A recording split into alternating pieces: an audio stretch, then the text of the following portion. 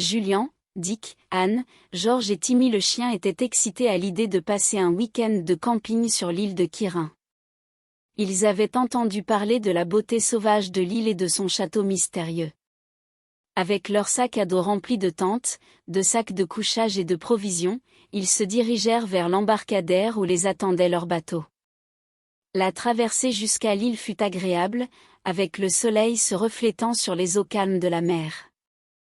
Enfin, ils atteignirent la rive de Kirin et débarquèrent avec enthousiasme. L'île était magnifique, avec ses falaises escarpées et sa végétation luxuriante. Ils pouvaient entendre les vagues s'écraser contre les rochers, créant une symphonie apaisante.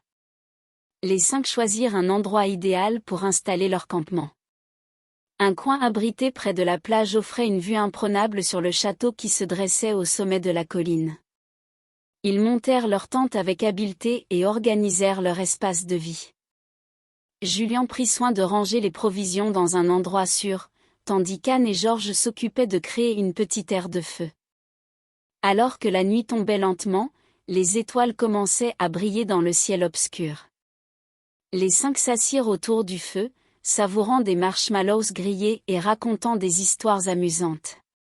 L'atmosphère était remplie de rire et d'excitation. Soudain, un bruit étrange et sinistre se fit entendre. Les flammes du feu vacillèrent et les 5 se figèrent. Un frisson parcourut leur échine alors qu'ils écoutaient attentivement. Le bruit semblait provenir du château qui se dressait à quelques pas de là. « Qu'est-ce que c'était » demanda Anne, regardant ses amis avec des yeux écarquillés. Julian se leva lentement et éteignit le feu. « Nous devrions aller voir ce qui se passe » déclara-t-il d'une voix calme mais déterminée. Les 5 se dirigèrent vers le château, se frayant un chemin à travers les buissons et les arbres. L'obscurité de la nuit les enveloppait, ne laissant que la lueur de la lune pour les guider. À chaque pas, le bruit devenait de plus en plus fort, remplissant l'air d'une aura mystérieuse. Arrivés devant les grandes portes en bois du château, les 5 échangèrent un regard rempli d'anticipation. Ils poussèrent doucement les portes et pénétrèrent dans les couloirs sombres du château abandonné. Leurs pas résonnaient, créant une atmosphère à la fois effrayante et excitante. C'est ainsi que commença leur aventure sur l'île de Kirin, alors qu'ils s'aventuraient dans l'inconnu à la recherche de la source de ce bruit mystérieux. Les 5 avançaient avec prudence à travers les sombres couloirs du château de Kirin. Les murs délabrés semblaient garder les secrets du passé, et chaque pas résonnait dans le silence oppressant. Les lueurs de leurs lampes de poche balayaient les environs, éclairant des portraits poussiéreux et des meubles abandonnés. Julian marchait en tête, suivi de près par Dick, Anne, George et Timmy, qui reniflaient l'air avec intérêt. Les bruits étranges semblaient se rapprocher à mesure qu'ils avançaient plus profondément dans le château. Les escaliers grinçaient sous leur poids, ajoutant une ambiance lugubre à leur exploration. Ils fouillèrent chaque pièce, ouvrant les portes avec précaution.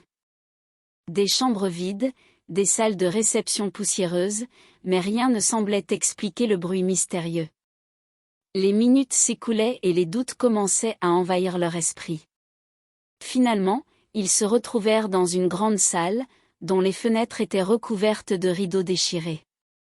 La lueur des lampes de poche éclairait les murs couverts de tableaux sombres et de vieilles tapisseries défraîchies. C'est alors qu'ils entendirent un nouveau bruit, cette fois-ci plus distinct. Un craquement survenait de l'étage supérieur. Les 5 échangèrent un regard plein d'excitation et se précipitèrent vers l'escalier menant à l'étage. Ils montèrent rapidement, chaque marche les rapprochant du mystère. Le bruit se faisait de plus en plus fort, comme s'il les appelait. Leur cœur battait à tout rompre, mêlant appréhension et curiosité. Ils atteignirent un long couloir sombre, où les ombres semblaient danser. Une porte était entr'ouverte, laissant échapper une faible lumière. Les 5 s'approchèrent lentement, retenant leur souffle. George poussa doucement la porte, révélant une pièce éclairée par une chandelle vacillante. Au centre de la pièce, ils virent une silhouette. C'était une statue en marbre, représentant une femme élégante. La statue était magnifique, mais cela ne pouvait expliquer le bruit qu'ils avaient entendu. Ils commencèrent à se demander s'ils s'étaient trompés, si tout cela n'était qu'une coïncidence étrange. Alors qu'ils s'apprêtaient à quitter la pièce, Julian remarqua un livre posé sur une petite table à côté de la statue. Curieux, il l'ouvrit et découvrit une inscription écrite à la main: « Le secret de Kirin Island réside dans les murmures de son passé. » Les 5 échangèrent des regards perplexes, se demandant ce que cela pouvait signifier.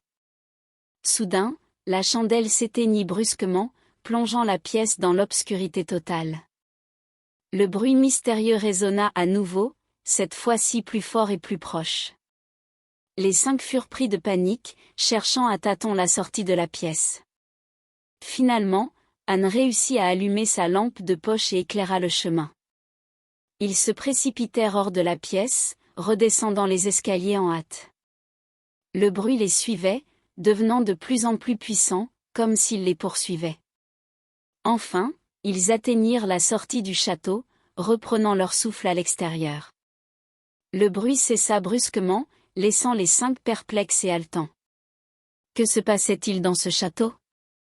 Quel était le secret de Kirin Island? Avec de nombreuses questions en suspens, les 5 décidèrent de continuer leur enquête. Ils savaient maintenant que quelque chose de mystérieux se cachait sur l'île, et ils étaient déterminés à le découvrir. De retour à leur campement sur l'île de Kirin, les 5 se réunirent autour du feu pour discuter de leur découverte. L'excitation était palpable dans l'air, chacun essayant de donner un sens au bruit mystérieux qu'ils avaient entendu dans le château.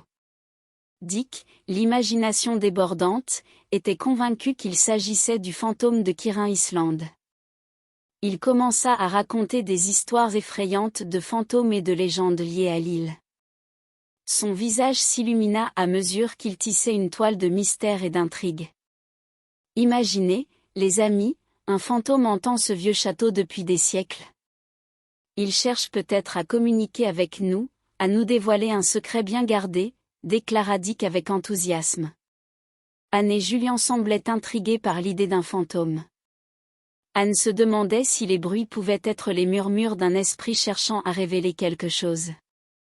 Julian, quant à lui, gardait un esprit ouvert, prêt à explorer toutes les possibilités. George, cependant, était plus sceptique. Elle avait toujours été la plus rationnelle du groupe et trouvait les théories de Dick un peu trop fantastiques. Elle suggéra qu'il pourrait y avoir une explication plus terrax en grave terre, comme le vent ou des animaux errant dans le château. Dick, les fantômes ne sont pas réels. Il doit y avoir une explication logique à tout cela. Nous devrions continuer à chercher et à éliminer les possibilités avant de conclure quoi que ce soit, déclara George d'un ton pragmatique. Malgré les doutes de George, Dick était déterminé à prouver sa théorie du fantôme. Il se lança dans des recherches approfondies sur l'histoire de l'île et du château, espérant trouver des preuves de l'existence d'un esprit errant. Les autres le soutenaient, curieux de voir ce que ces investigations pourraient révéler. Au cours des jours suivants, Dick passa de longues heures à la bibliothèque, à fouiller d'anciens livres et des archives sur Kirin Island. Il découvrit des histoires de chevaliers et de princesses, mais aucune référence directe à un fantôme. Malgré cela, il restait convaincu que le bruit était lié à une présence surnaturelle. Les 5 décidèrent de retourner au château pour poursuivre leurs recherches. Armés de lampes de poche et de cahiers pour prendre des notes, ils scrutèrent chaque recoin, à la recherche d'indices.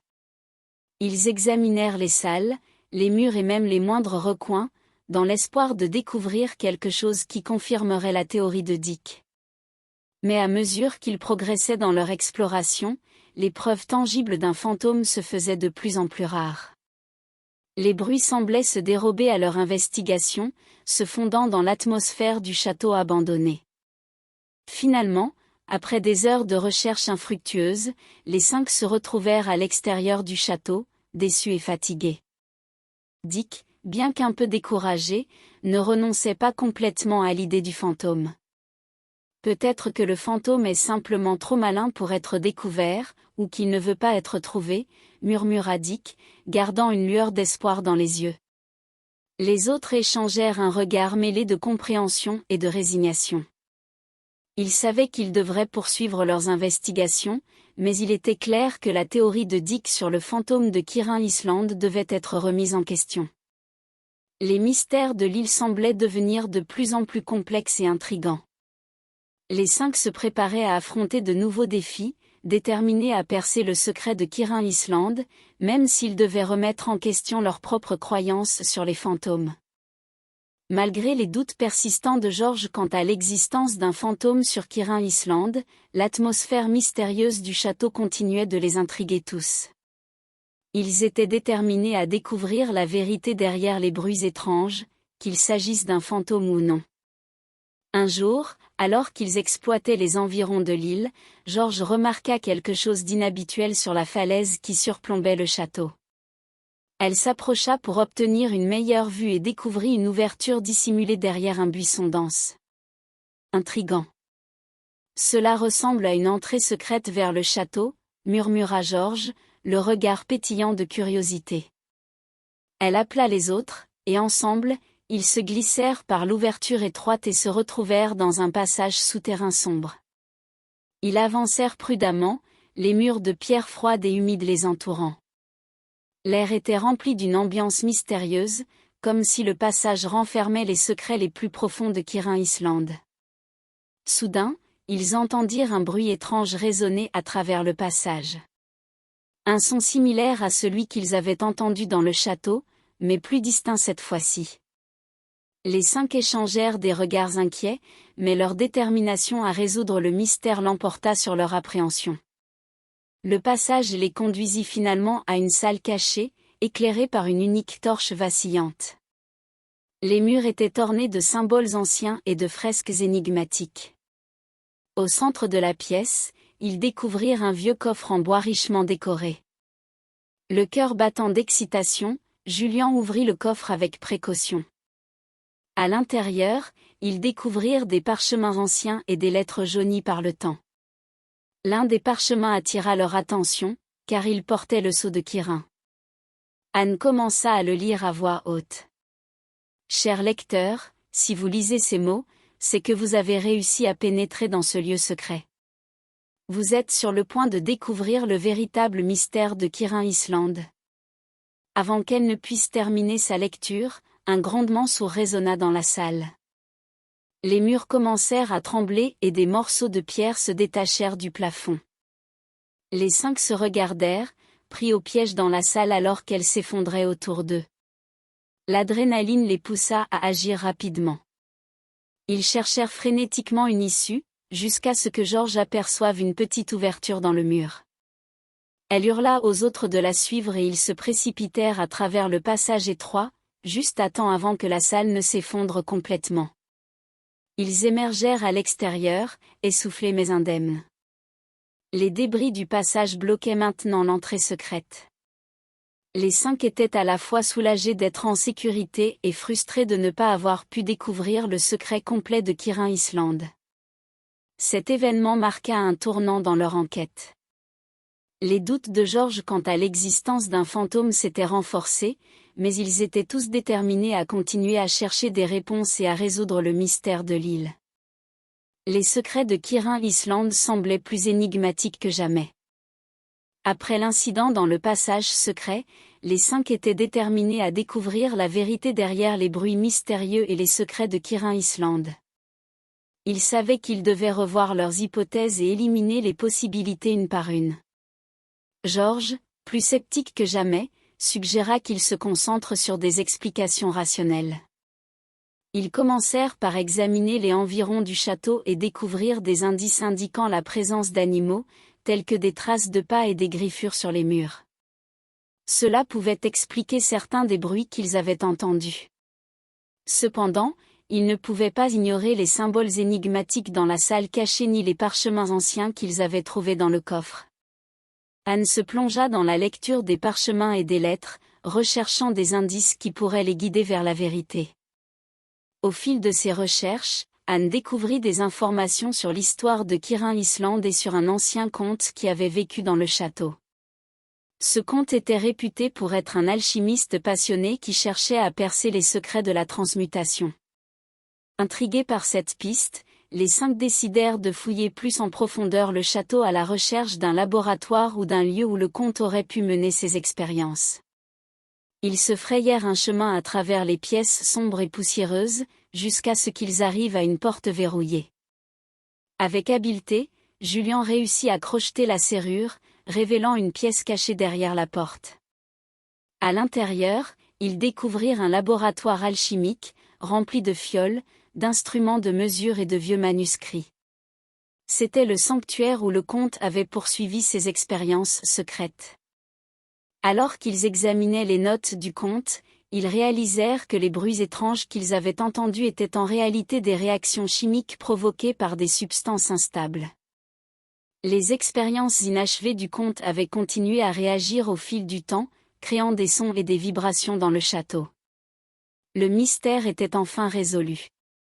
Il n'y avait pas de fantômes, mais plutôt une série d'événements scientifiques expliquant les bruits mystérieux. Les 5 étaient soulagés d'avoir trouvé une explication logique, mais ils étaient également fascinés par les connaissances alchimiques du comte et les secrets qu'il avait tenté de percer. Avec leur découverte en main, les 5 quittèrent le château, sachant qu'ils avaient réussi à démasquer le mystère de Kirin Island. Ils partagèrent leurs conclusions avec les habitants de l'île, dissipant les rumeurs de fantômes qui avaient hanté les lieux depuis des années. Leur aventure sur Kirin Island avait pris fin, mais les liens qu'ils avaient tissés et les connaissances qu'ils avaient acquises étaient précieux. Les 5 étaient fiers d'avoir résolu le mystère et d'avoir découvert la vérité derrière les bruits étranges. Ils repartirent de l'île avec une nouvelle confiance en leur capacité à résoudre des énigmes et une appréciation renouvelée pour le pouvoir de l'amitié et de la persévérance. Ils savaient désormais que les vérités cachées pouvaient être dévoilées avec détermination et une approche rationnelle. Et ainsi, les aventures des 5 continuaient, avec de nouveaux mystères à explorer et de nouvelles histoires à vivre. Mais jamais plus ils ne douteraient de leur capacité à démystifier l'inconnu et à démasquer les secrets qui se cachent dans l'ombre.